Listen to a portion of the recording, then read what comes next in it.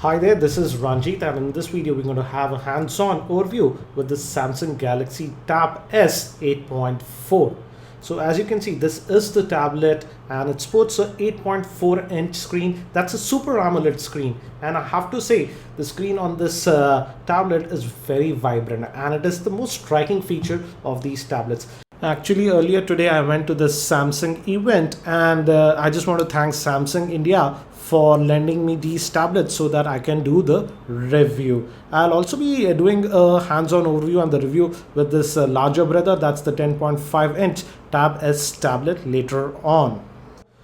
But let's have a look at the Tab 8.4, and later on I'll make a video about the 10.5. I would say first let me actually give you a physical overview.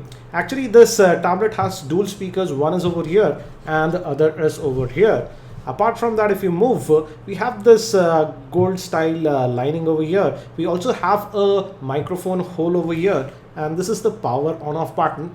Volume rocker, we have an air blaster using which you can control devices like television, etc. We have that Samsung Watch On app, and this is for the micro SD card slot. We can add SD cards up to 128 gigs. And one thing you'll definitely notice is that this tablet is very slim. It's a very slim tablet. It is just 6.6 mm.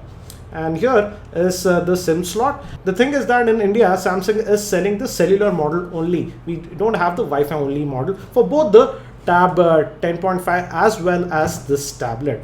I have put a SIM card. I'll actually show you one interesting thing that is specific to this model later on. Moving down, we have the main microphone, and this is for the micro USB slot that will be used for charging and syncing this device. 3.5 mm headphone jack, that's secondary speaker, and interestingly nothing is here on this end, so all the ports etc are on this end. And if we move at the back, you'll see this dimpled back, what we saw with the Samsung Galaxy S5. I would say it's not as soft as that we found on the Galaxy S5, and we have an 8 megapixel camera, LED flash, Samsung branding, and we'll find these two dots over here, as you can see.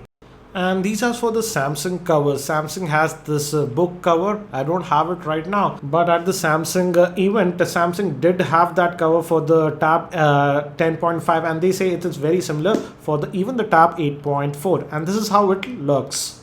Moving along, again on the front, we have a front-facing camera. That's a 2.1 megapixel camera. Again, both the front-facing and the rear-facing camera can record video up to 1080p. We have some sensors, and another interesting thing is that we have a earpiece on this 8.4 model. Hence, we can actually make phone calls with this tablet. Moving down, I would say the most interesting thing is this 8.4 inch display, and the resolution is 1600 by 2560 pixels. That's an amazing display. I would say slightly around the 2K mark, and converting it to PPI, you get a very high PPI of 359. So the display is gorgeous on this. Again, if we move towards the bottom, we have this multitasking tray here, and we have the back button. We have this traditional home button that we find with most of the Samsung devices, but we also have the fingerprint scanner with this one, like the one we saw on the Galaxy S5. So that's for the physical overview. Now coming to the internal storage and specifications, this tablet is powered by Exynos processor. As you can see, it's powered by the Exynos Octa Core 5420, which is a 8-core processor, and it's divided in two parts. The faster cores run at 1.9 gigahertz and the slower cores run at 1.3 gigahertz. Regarding RAM, we have 3 GB of RAM on this device, and regarding internal storage, we have 16 gigs. But we can add micro SD cards up to 128 gigs. So let's look at the settings. Again, it'll be very familiar. These icons look like what we found on the Galaxy S5. We also have that toolbox, floating toolbox if you want. Let's actually just go to the settings as of now. Let's look at the storage. Let's go to the general and storage tab. And as you can see, out of that 16 gigs, we have 10.88 GB. That's almost 11 GB is available to you. So that's regarding the storage. Let's look at the Android version that we get. And out of the box, we are getting the Android version 4.2. That is KitKat with this device. So that's for the Android version.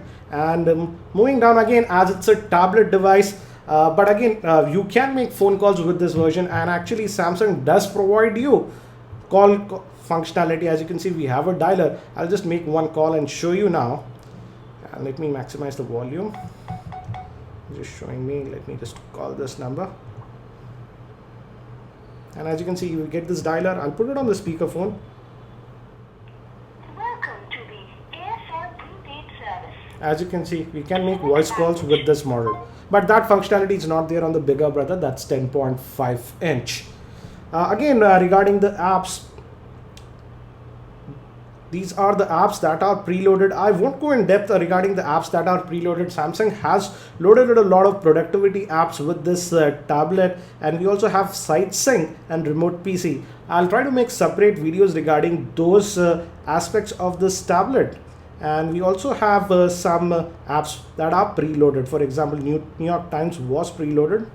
So let me just get out of this one. And we are connected to my Wi-Fi network. Again, regarding Wi-Fi, it supports all the new Wi-Fi standards like AC, etc. And let's just fire up the browser. And we are going to Ars Technica. And as you can see, it loaded pretty quickly. This is the pinch to zoom gesture. And it has 3 gigs of RAM. So shouldn't have any problems regarding multitasking. Let's actually go to our website. That's tech2buzz.com. This is the keyboard that we get. And I would say I did play with the 10.5 inch model also for a bit, and I feel that using this 8.4 inch tablet, it is better in this mode. But with the 10.4 incher, I felt more comfortable using it in this orientation. So let's just go back, and again, as you can see, it loads the websites pretty quickly. Pinch to zoom is pretty good, fine. Let's try to open up one of the stories. Let's open up this one. And we actually have a couple of videos, so let's try to play it back. I'll change the orientation, and let me just play this back.